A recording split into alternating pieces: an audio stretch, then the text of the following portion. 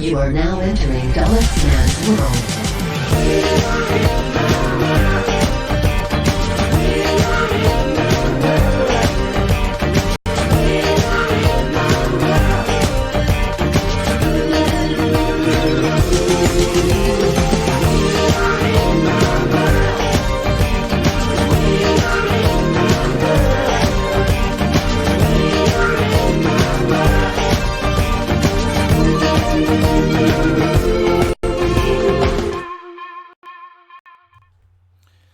Give me 1 second, guys. Coming in a little late. Need to do the cover change real quick. Let's get things right. Alright, that's not what I want. This is Fight for the Fallen. This is not Extreme Rules. So let's go ahead and get the change. Alright, and then we go here. I think we're good. Alright, ladies and gentlemen. That's a lot better. This is not a WWE event. Extreme Rules is tomorrow. Tonight is AEW. And apparently, during tonight's show, WWE tried to counteract the show with an Evolve event that I did not watch. So if you're here to get my thoughts on Evolve's 10th anniversary, I'll probably watch it tomorrow. We'll think about talking about it during the Extreme Rules pay-per-view. Probably won't. But quite honestly, I saw the card. I'm alright. I don't need to see it. Look, tonight we had G1 Climax, All Elite Pro Wrestling, and Evolved. So we had 3 shows. I couldn't watch them all. I either had to watch the G1 Climax and a combination of one of the two, and I chose All Elite Wrestling and G1 Climax. So Evolve will have to wait for another day. Perhaps, maybe, we'll get to it tomorrow before my Extreme Rules show. But maybe, again, we probably won't talk about it. So, let's see what happens. I felt the most important event was Fight for the Fallen. An all-elite pay-per-view, free pay-per-view, by the way, where the proceeds will be donated to the people suffering from gun violence, which I think is awesome. That is an awesome premise for a show. I think that is really, really good on everyone involved. AEW, Cody Rhodes, the Young Bucks, Kenny Omega, the Khans. Everybody involved deserves props for that alone. And I think at the end of the show, they basically showed a check for, I have it written down, $150,000. They raised $150,000 from the show alone. Some wrestlers donated to, add to that price to, beef it up. But that's pretty incredible. So, for that alone, I had to give this show a thumbs up. Because that's awesome. Now, in terms of wrestling quality, I'll be real with you. Fight for the Fallen was so far the weakest of the All Elite Wrestling shows. We've only had, 4. We had All Out. Never mind. All In. It was All In. Then there was Double or Nothing. Then there was Fyter Fest. And now we got Fight for the Fallen. Out of the 4, All Out's coming next month. This is the weakest one. This one was... You know what? I think overall it was a solid show. It wasn't anything spectacular. There were a couple of bland moments in the show. Some matches that were, not produced, not worked pretty well. But then you had other matches that were top notch. So, overall, I'll give it a thumbs up. A slight thumbs up. I didn't think it was as good as Double or Nothing or even All In. Or even Fyter Fest. But it was still an enjoyable show. But we'll break everything down. The matches, the segments, here in this review. If you like what I have to say, do yourself a favor. Like the video and subscribe. And donate. Had Evolve 131 on my PC and AEW on TV hit the once. I don't know how you guys were able to watch both shows at the same time. I wasn't able to do it. But, yeah, let's go ahead and get to it. if this is the first time you're watching your boy Deluxe Man and you like what I have to say, do yourself a favor, like the video and subscribe. While you're at it, if you want to help expand the brand of your boy Deluxe Man, you can do a couple of things. You can like me on Facebook, follow me on Twitter at DeluxeManBX1. You can donate using PayPal, Patreon, Super Chat.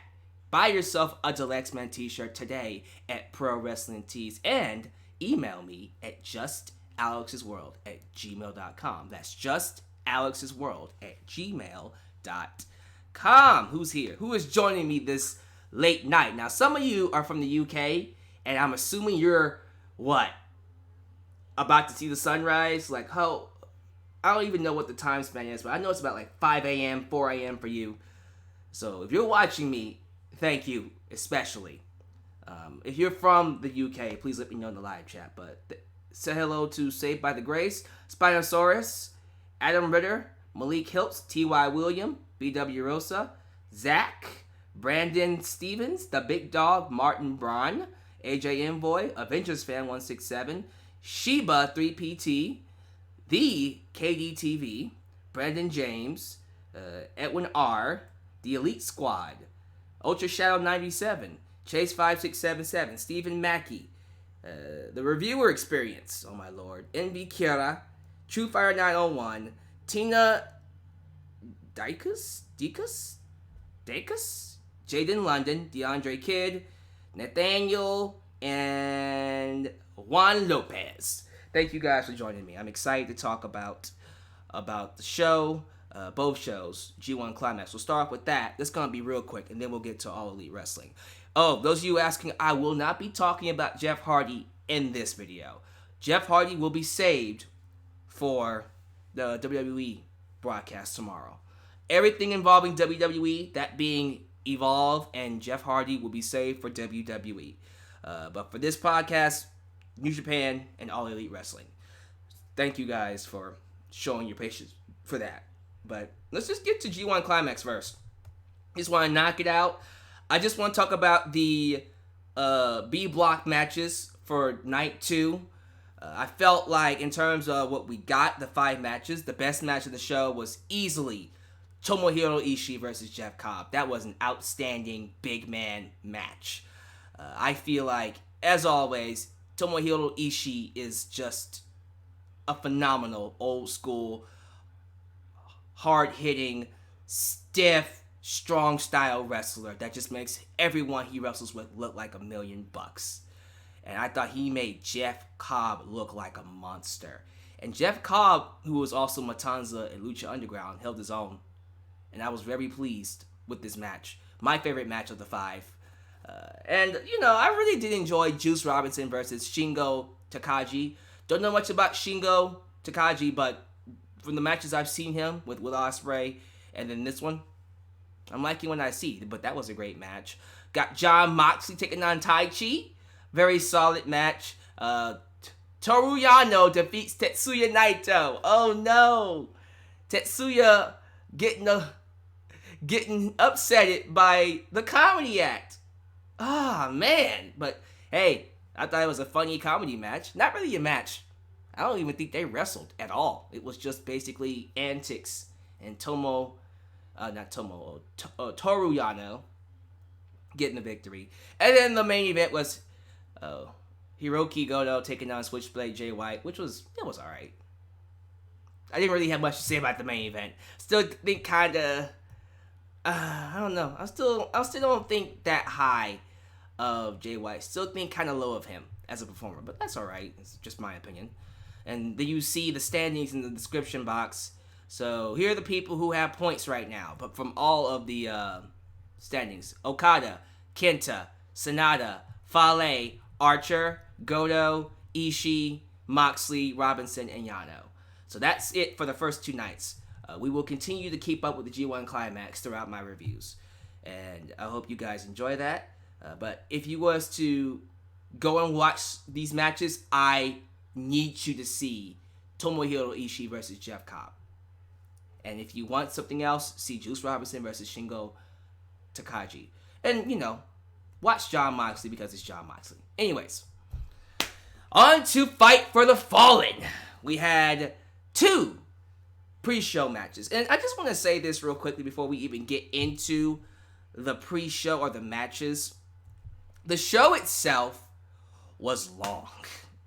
This was easily the longest All Elite Wrestling show so far. And I don't know if I like that. It was damn near 4 hours. If you count the pre-show, it was 4 hours. It was over 4 hours. But the show itself, the main card alone, was a long, long show. And I felt it. I don't know if that's a good sign or not.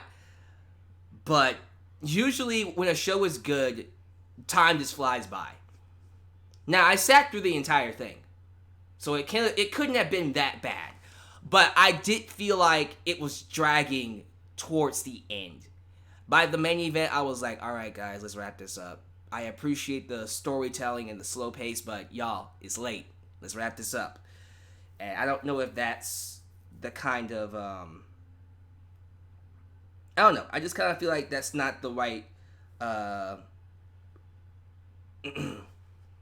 is not the right thing you want to send, the right message you want to send. But it is what it is. I'm not necessarily upset that the show went 4 hours, because at least, you know, if it's going to go this long, at least have some good matches on it. And it had a lot of good matches. It even had a fantastic match.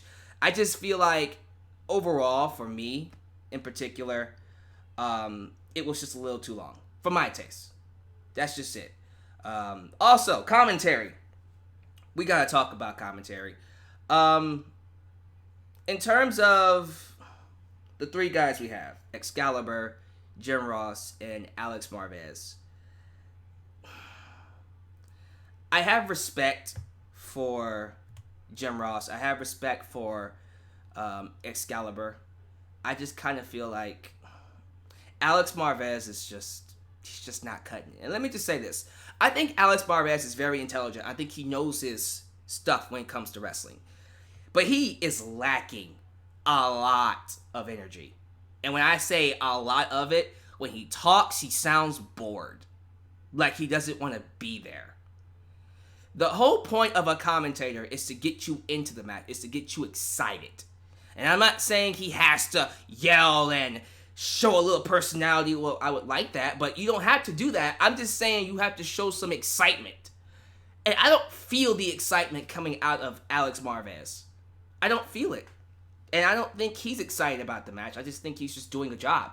And that's not how it's supposed to come across. I don't want you to come across as if you're doing a job. I want you to take a fan like me and put me into the match. You get me? And I don't think Alex Marvez does that.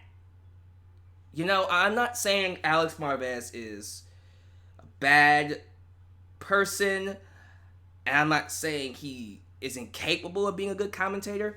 I just kind of feel like, as of right now, he's just not cutting the mustard. And I think things would be better if it was just Excalibur and Jim Ross. If you want to bring in someone else to play that role, to fill that role, I thought Golden Boy at the last pay-per-view was really good. Bring him in. But Alex Marvez should just be backstage. I had no issues with him as a person. I just think in terms of commentary, he's not cutting the mustard. And that's all I'm going to say about it. I don't think ill will thoughts of him. I'm not going to say, you know, burn his house down with pitches and forks. I'm just saying, bro, in terms of commentary, you need some work. And as of right now, you're just not cutting the mustard. That's it. That's it.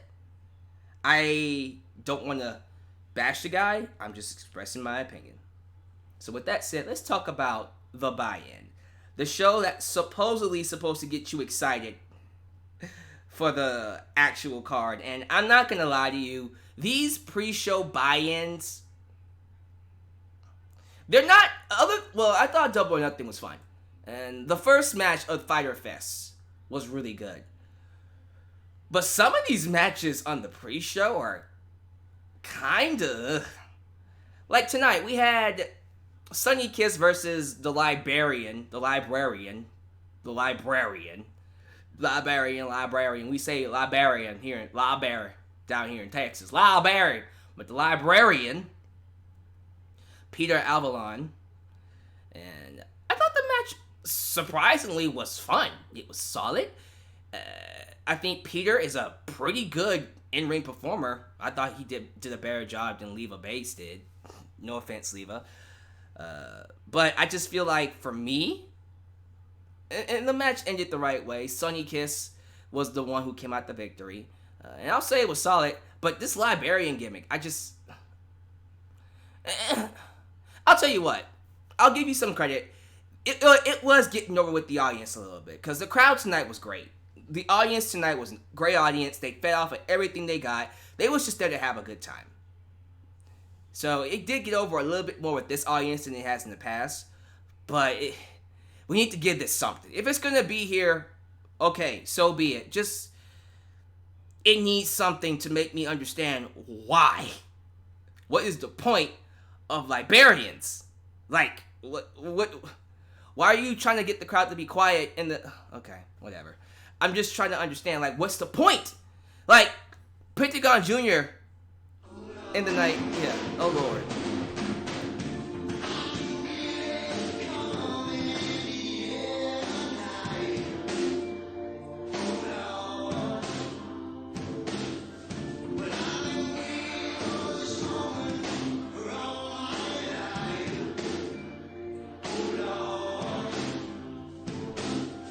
Let's be real. Alex Marvez is only there because he is friends with Cody and the Young Bucks. I just feel like, for me, if he's going to be there, Alex Marvez, he's got to bring some energy. That's it. But getting back to what I was saying about, the Librarian gimmick, Pentagon Jr.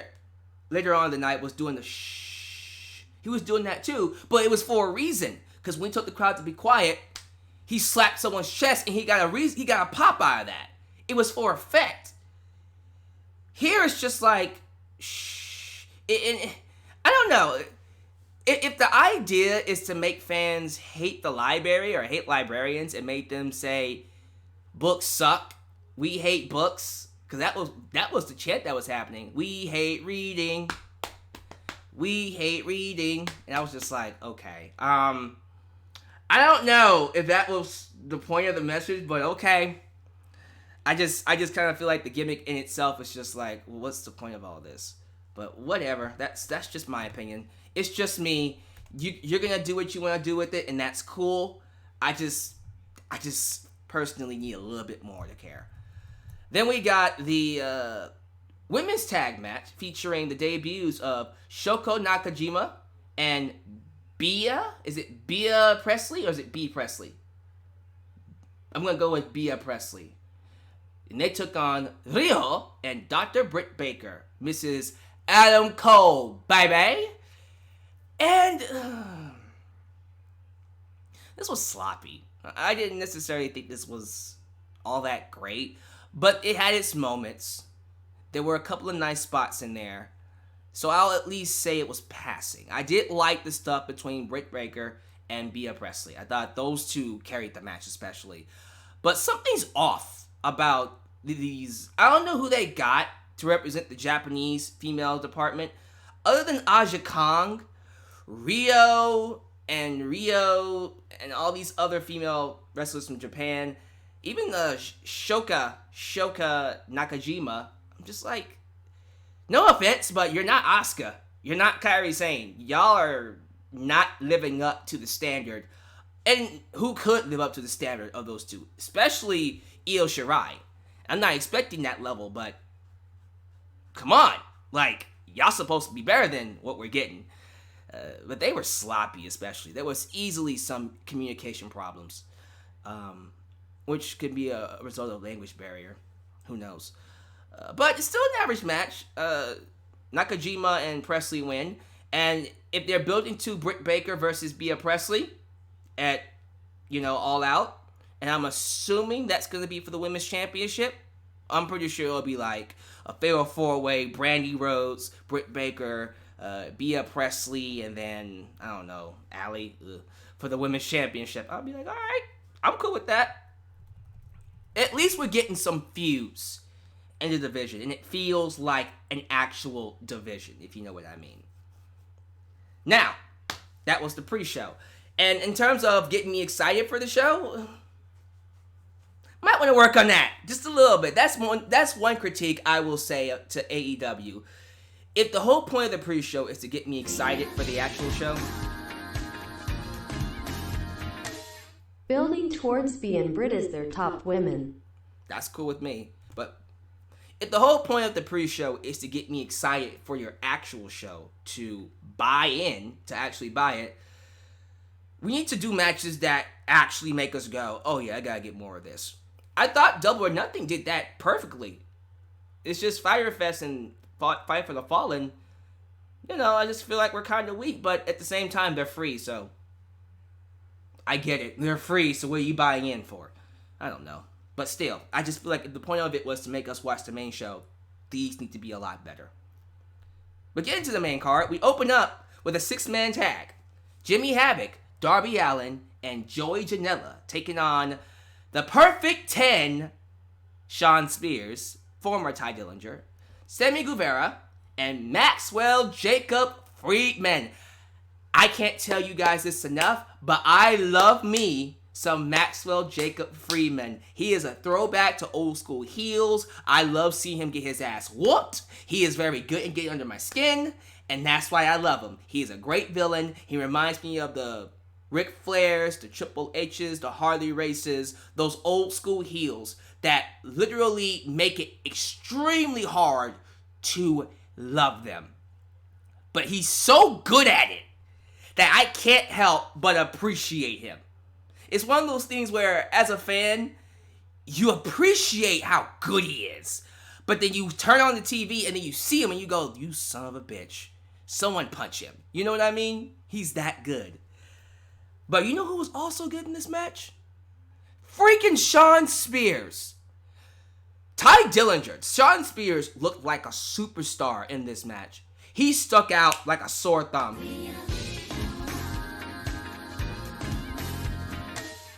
AEW seems doing tournaments for the other titles. Yeah, they're doing a tournament for the tag team and women's titles, I think. I think for the women's title. I know they're doing one for the tag team titles. We'll see. But, yeah, Shawn Spears looked amazing. Both physique and performance-wise. Everybody else was good. I wish I could have gotten more of Darby Allin. I kind of feel like he was kind of the odd one left out. We got a lot of Joey Janela. We got a lot of Sammy Guevara, who was great. I love that he's calling himself the best ever, kind of like a young Randy Orton. Not comparing him to Randy Orton, but just saying. Jimmy Havoc got a lot of time.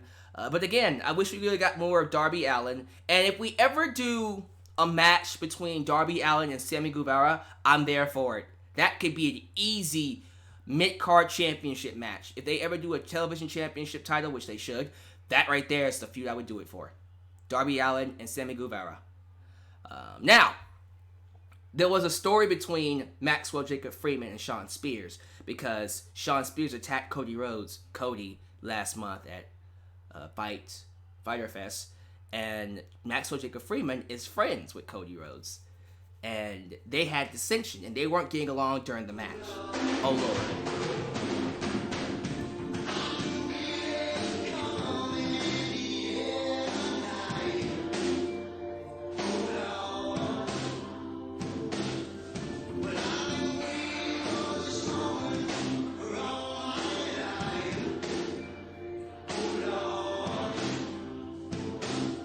I liked the 6-man tag match a lot. I loved that MJF, Sammy Guevara, and Shawn Spears were all trying to out-heel each other. Basically what I was getting ready to say.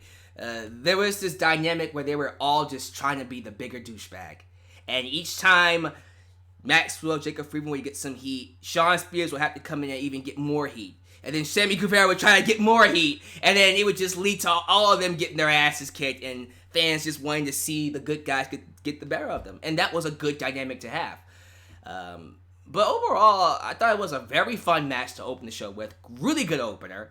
And Shawn Spears gets the victory for his team by pinning Darby Allin, which was the guy Cody Rhodes could not beat.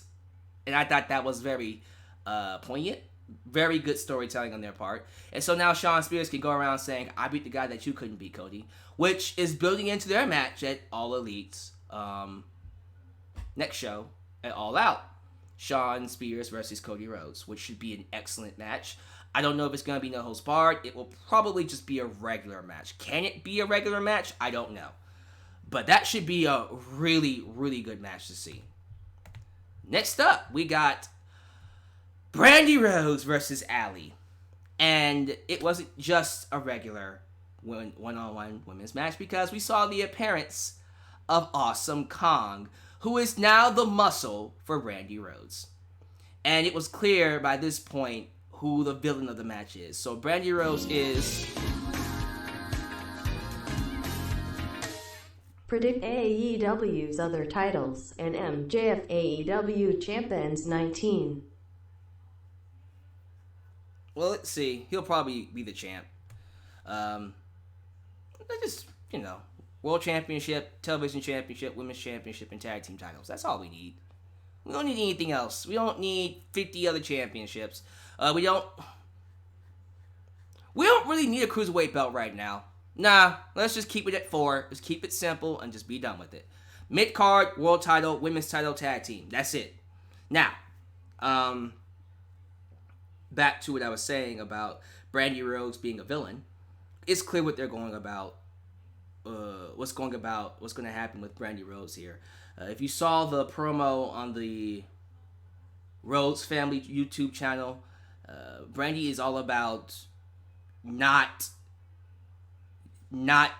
failing when the chips are down, because they told a story where when she was younger, she was the best skater on her team, ice skater on her team. But when it came to competitions, she would always fold. The pressure would get to her, and she would be her own worst enemy, and then she would fail. So now, to stop that from happening, stop her from failing when it counts, she's put things in place to make sure when the chips are down, she doesn't fail.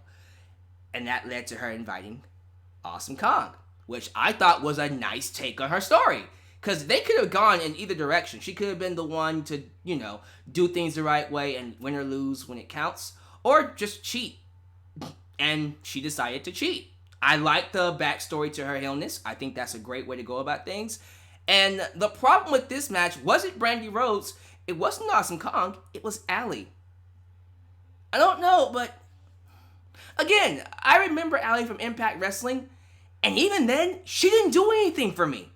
I don't see what's so special about Allie. Is she cute? Sure. The problem is, I don't really think she's that good of a performer. I didn't really like her performance tonight at all. To be fair, her and Brandi were not good together. They did not have very good chemistry. And even Brandi was kind of sloppy.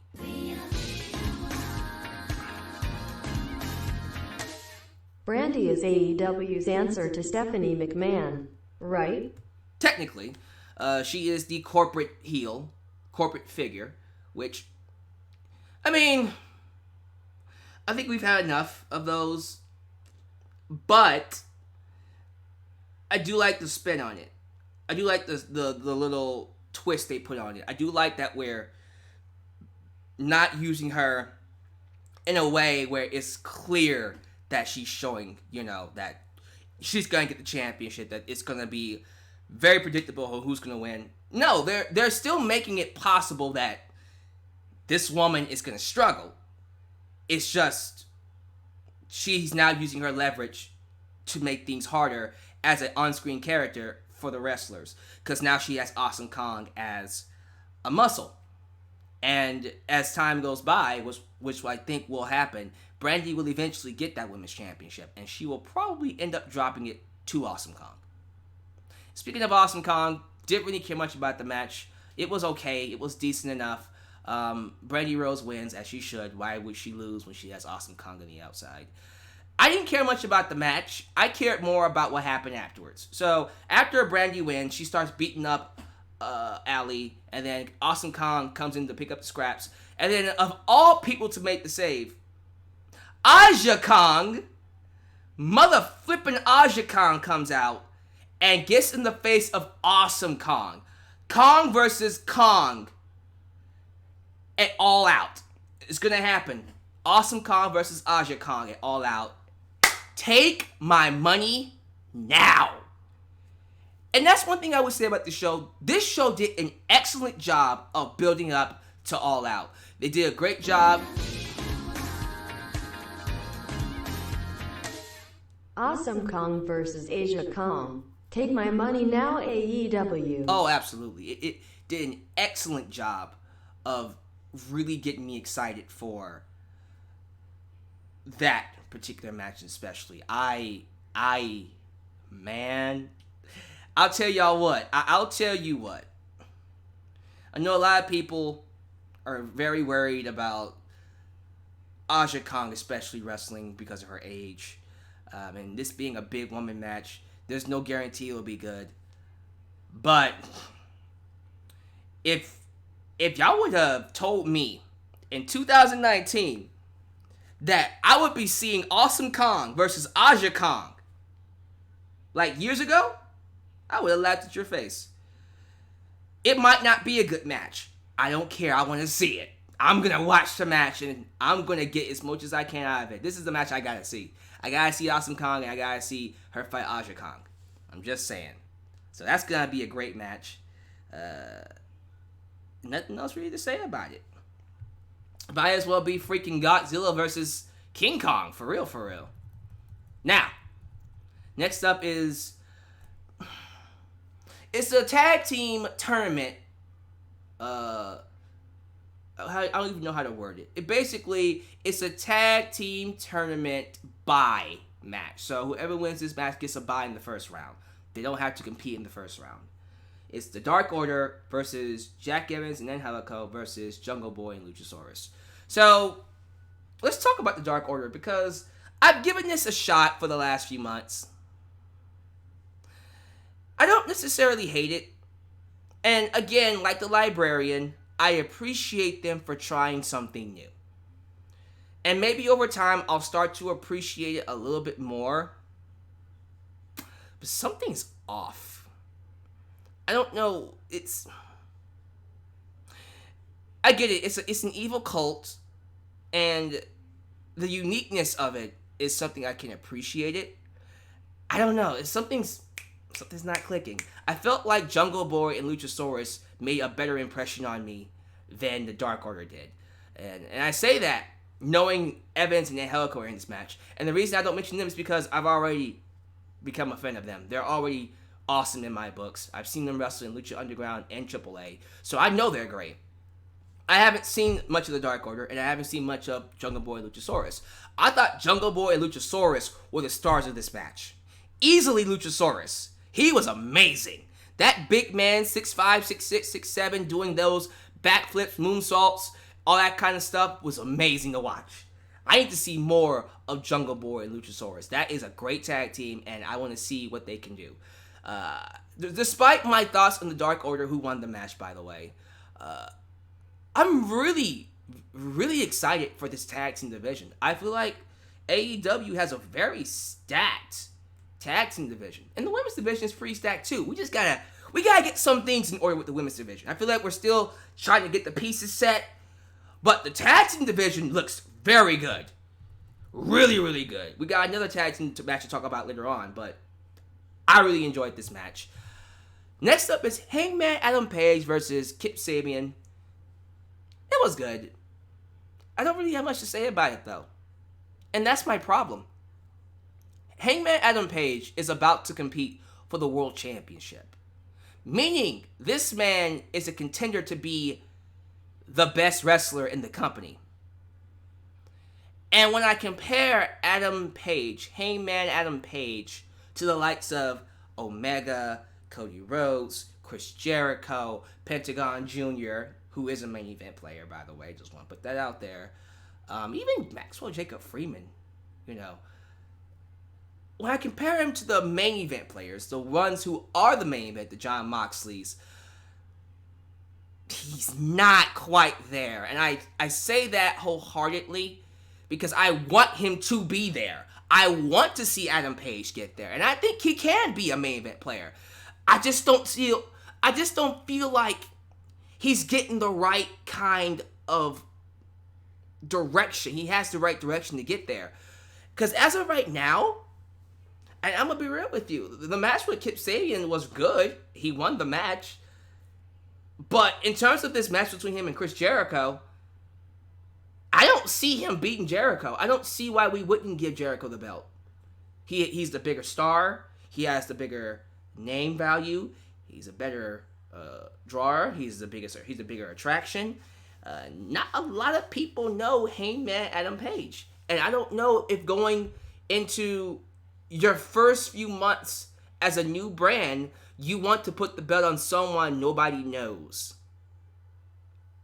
And, Chris Jericho, I feel like it just makes it very obvious he's going to be the champion. And I'm okay with that. I'm cool with Chris Jericho being champ. Because for someone who is, in his 40s, about to be in his 50s, good shape, can still wrestle, can still go, great on the microphone. But he can't hold the belt forever. If he wins the belt, he should be a short-term champ. And if anything, I think the person who should really be champ, and we'll talk about him later, but it should be Kenny Omega. And I get why we don't give him the belt, because we don't want to show favoritism. We don't want the fans to feel like we're showing favoritism because he runs the show. I get that, but he's the best wrestler you have. There's nobody in the company right now, literally no one in the company right now in AEW that's a better wrestler than Kenny Omega. He should be the champion. Period. But if it's not going to be Kenny Omega, Chris Jericho is the next best thing. Speaking of Chris Jericho, he came out and attacked Hangman Page after the match, wearing a Dark Order creeper mask, and commentary tried so hard to make it seem like it's one of the creepers from the Dark Order, and I went, that's Chris Jericho. The moment he came out, the moment he attacked him, I'm thinking, that's Jericho, isn't it? And we have Jim Ross, why is one of the Dark Order creepers out here attacking Omega? What's going on here? Is the Dark Order gonna come out? Huh? And I'm like, it's Jericho. It's Jericho. Takes off the mask. Oh my God, it's Chris Jericho. Nice job selling, guys. Speaking of Chris Jericho, I like this promo later on tonight. He had a promo later on tonight, and once again, Jericho shows us what a master on the microphone he is. He was able to take an audience that was cheering for him, because it's really hard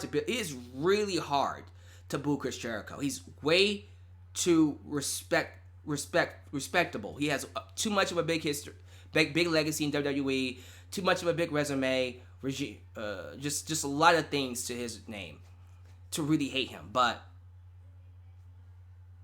I just feel like he does such a good job at making fans hate him.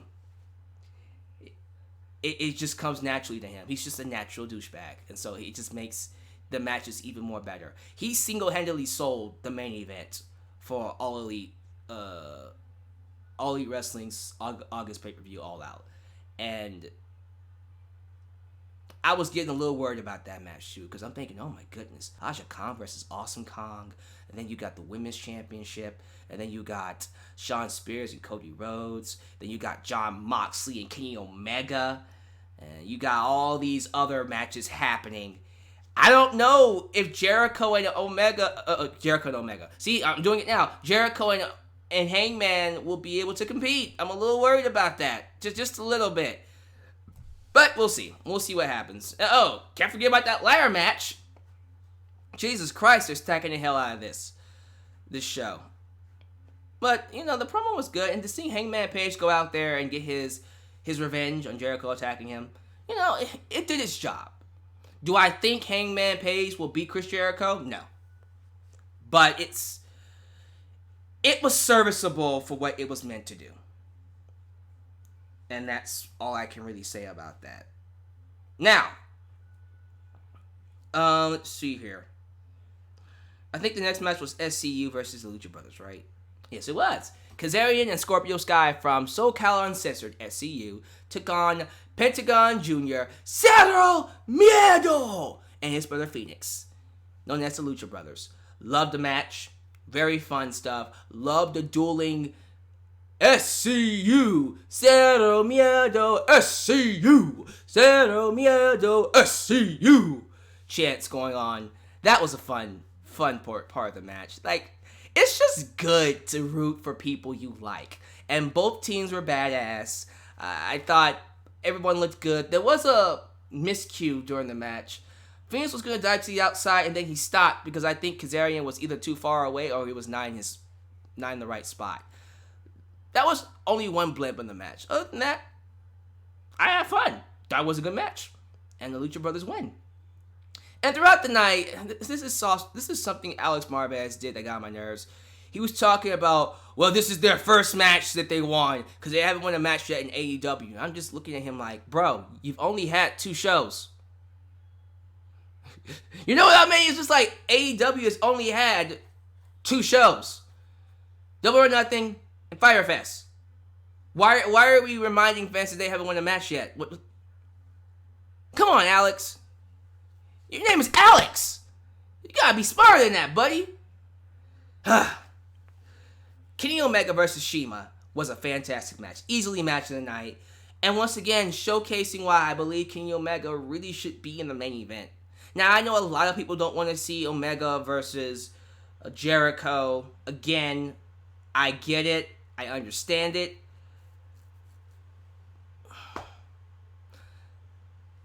Once again, though, when you sell a main event, you want it to be a match between 2 people you know or feel like you know are the best in the world. And it's easy to see Omega is the best in this company. I don't know. Look, I appreciate that we're trying something new. And that's one thing I love about AEW. They're at least willing to go out on a limb and take a risk on trying something new. Omega. Jericho versus Hangman Page is something new. For all we know, that would be a fantastic match. Could be one of the best matches we've ever seen. And could live up to be a main event. For all we know. But if you was to tell me, on paper, Jericho versus Hangman Page is a better match for the championship than Jericho versus Omega, I would be like, I don't know about that, man. And this match with Cima, man, this was outstanding. And I've always liked Cima. I've only seen him for 3 matches, but I've liked all his matches so far, and I especially liked him in this one. This was an outstanding, hard-hitting match. And they beat the crap out of each other. It wasn't even for a championship. So I just love what they did here. And to see Omega fight Jon Moxley next month in what I'm assuming is a no-holds-barred match, that's going to be a crazy, crazy match to see. And, we'll see what happens going forward, but we need to get Omega in the main event scene. I understand that he's running the company and you want to give everybody else a shot, but the best wrestlers that you have should be in the main event scene. Simple as that. Main event, the Young Bucks versus Cody and Dustin Rhodes. The Rhodes brothers versus the Young Bucks. A match that I was looking forward to. And I already knew going into it, this was not going to be the same old...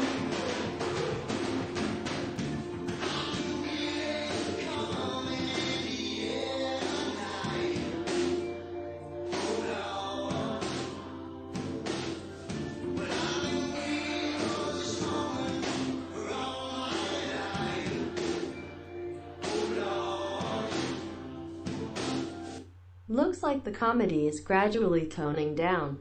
As someone who hates WWE comedy, I'm not going to give AEW a pass as their comedy can be embarrassing. Librarians. Yeah. They are toning it down a little bit, but, people find different things funny. But, what was I saying? Yeah, main event.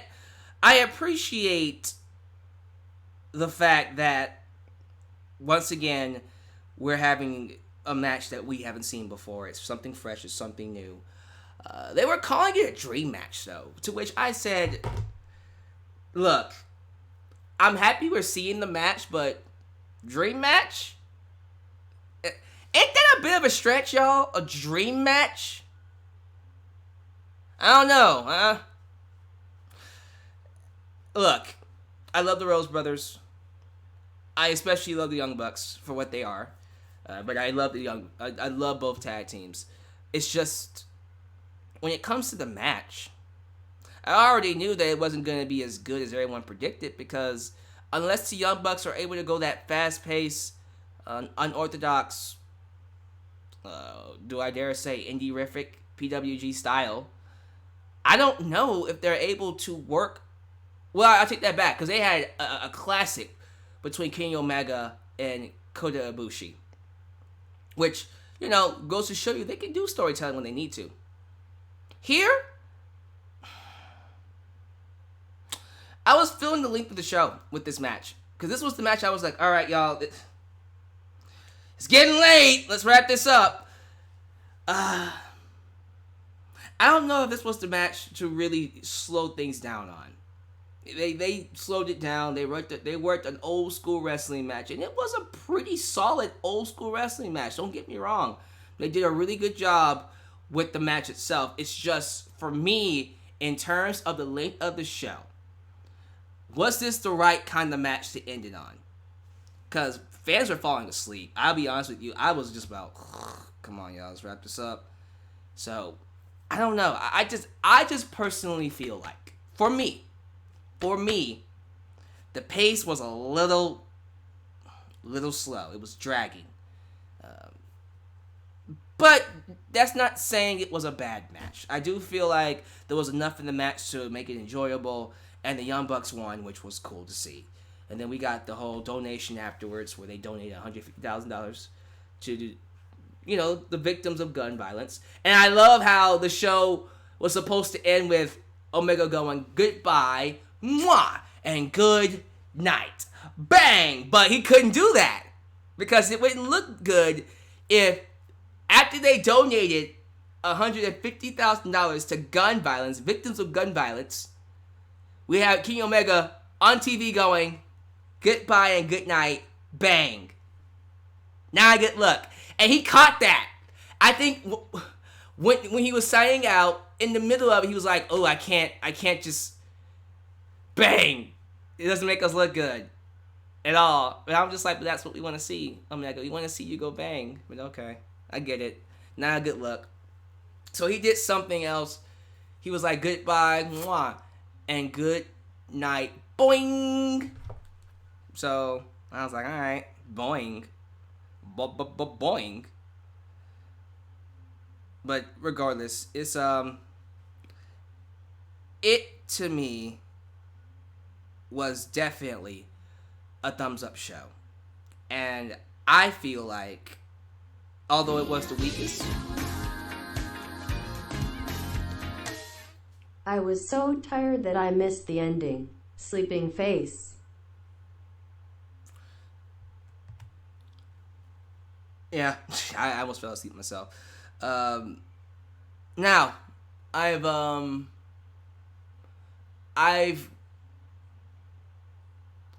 lost my train of thought. I'm sorry. Let me start over again. I was saying that I appreciate that this show was good enough for me to give it at least a thumbs up. And although I believe it is the weakest of the All Elite wrestling shows, I've at least built a trust in All Elite Wrestling to deliver the shows that need to be delivered when it counts. I believe at All Out in August, that is going to be their best show to date. I think they're saving all of their ammunition for All Out. I love the setup. I love the crowd. I love how the show looked. There was an issue during the pre-show where there was closed captioning all over the women's match. That was really bad, and that can't happen again. But I let it go because this company just started a few months ago, so there are gonna be some hiccups. And I said when I first talked about AEW, there are gonna be some shows that don't work out. But the trick is to deliver when it counts. And I think All Out is going to be one of those shows that just knock out the park. Knock out the park. Knocking it out the park. Show after show after show. Match after match after match. Promo after promo after promo. It's going to be knocking everything out the park. I think All Elite's All Out is going to be easily their best show, and I can't wait for it. So, we've gotten through the non-pay-per-view, free pay-per-view shows. Now let's get to the monster. The big one. All Out. August 31st. I can't wait for that show. That's going to be great. So, that's my review. Solid show overall. Give me your thoughts about it down below. How you guys feel about it. If you feel the show was alright, just let me know.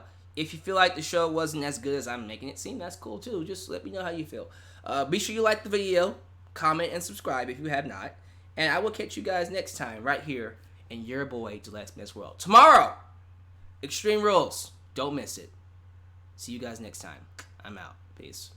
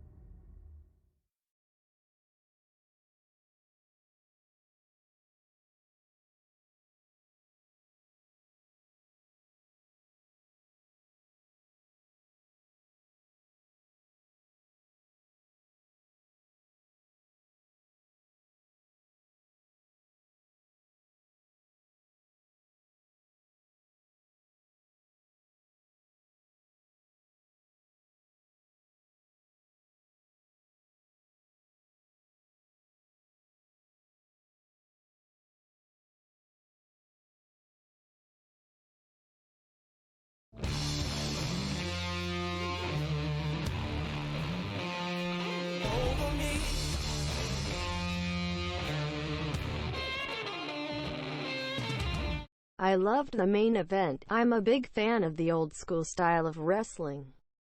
Not saying that I don't like the indie style of wrestling, but I prefer matches that tell a story.